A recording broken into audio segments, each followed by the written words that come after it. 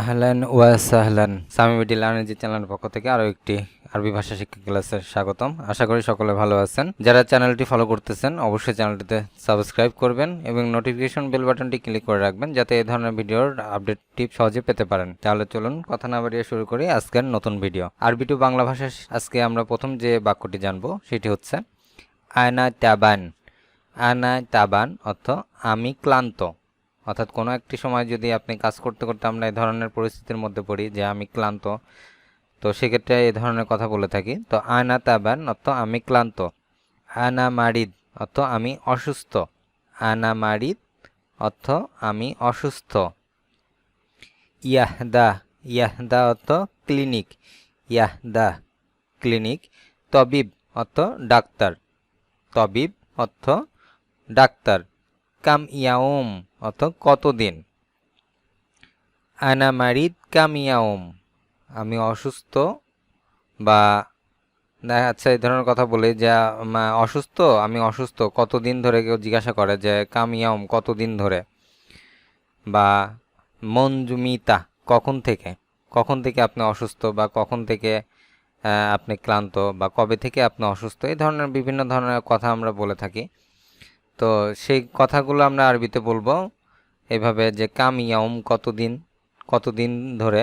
মঞ্জুমিতা কখন থেকে। ওয়েন আলাম এখানে ব্যথা করে।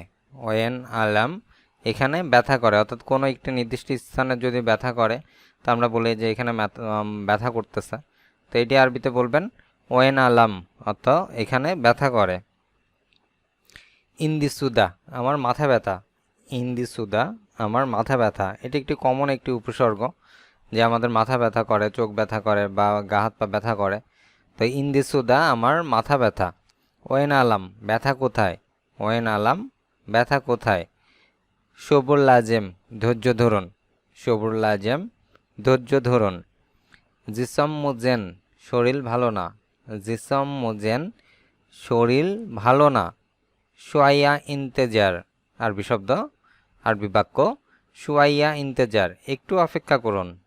সোয়াইয়া ইন্তেজার একটু অপেক্ষা করুন। গাদ সোয়াইয়া একটু বসুন। গাদ সোয়াইয়া একটু বসুন। ইস্তেরা বিশ্রাম। ইস্তেরা অর্থ বিশ্রাম। আমানত অর্থ আমানত, যেটি আমরা কারোর কাছে আমানত রাখি, এটি আরবিতে বলা হয় আল আমনা। আল আমানা অর্থ আমানত। আল আমানা অর্থ আমানত। খেয়ানত আল খেয়ান অর্থাৎ আমানতের বিপরীত যেটা খেয়ানত, অর্থাৎ আপনার কাছে কেউ কোনো কিছু গচ্ছিত রাখলো, সেটি সে সঠিকভাবে হেফাজত করতে পারলো না, সেটিকে খেয়ানত বলে। তো এটিকে আরবিতে বলে আল খেয়ান অর্থ খেয়ানত করা।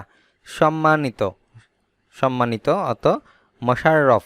মোশাররফ অর্থ সম্মানিত। সম্মান অর্থ এহতেরাম। সম্মান অর্থ এহতেরাম, অর্থাৎ বাংলা অর্থ সম্মান, এটি আরবিতে বলা হয় এহতেরাম। টাইট করা কোনো কিছু টাইট করা, শক্তভাবে করা, এটিকে বলা হয় সিদ্ধ। সিদ্ধ অর্থ টাইট করা। লুজ করা অর্থ লুজ, বাংলা এটি আরবিতে বলা হয় রাক্ষী। রাক্ষী অর্থ লুজ করা। জাল জাল অর্থ সেবক। জাল অর্থ সেবক। ভাঙতি আমরা অনেক সময় খুচরা টাকা ভাঙতি করি আর কি, টাকা খুচরা করি, এটি আরবিতে বলা হয় সারফা। সারফা অর্থ ভাঙতি করা। পয়সাকে বলা হয় হালালা। পয়সা আরবি শব্দ হালালা। কি সমাধান।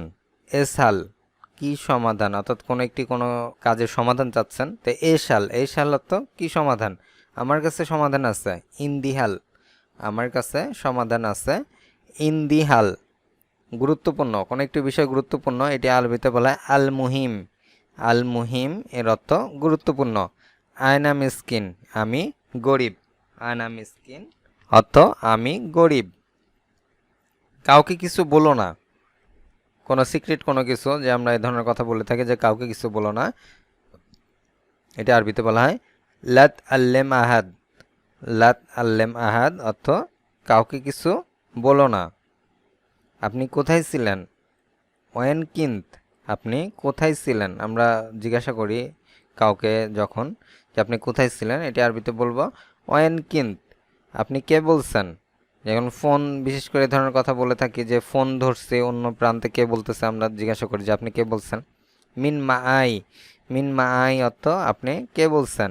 এখানে একটু থামেন, এখানে একটু থামেন। আমরা ট্যাক্সিতে যখন যাই বা কোনো একটি পরিবহনে যাই আমরা বলি যে এখানে একটু থামেন। তো ওয়াগ্গফিনা অর্থ এখানে একটু থামেন, এই ওয়াগ্গফিনা তাড়াতাড়ি উঠেন। এটা ঘুম থেকে উঠতে পারেন বা দেখা যাচ্ছে যে কোনো গাড়িতে উঠতেছেন, তখন এই ধরনের কথা বলে যে তাড়াতাড়ি উঠেন। এটা আরবিতে বলা হয় এর কাব্বিসুরা। এর কাব্বিসুরা অর্থ তাড়াতাড়ি উঠেন, আমার কাজ নাই। মা ইন্দি সগোল, আমার কাজ নাই। মা ইন্দি সগোল, কি কাজ আছে? কি কাজ আছে অর্থাৎ আপনি সব ধরনের কাজই পারেন। কেউ আপনাকে কাজের অফার করলো তখন আমরা এই ধরনের কথা বলে যাই যে কি কাজ আছে।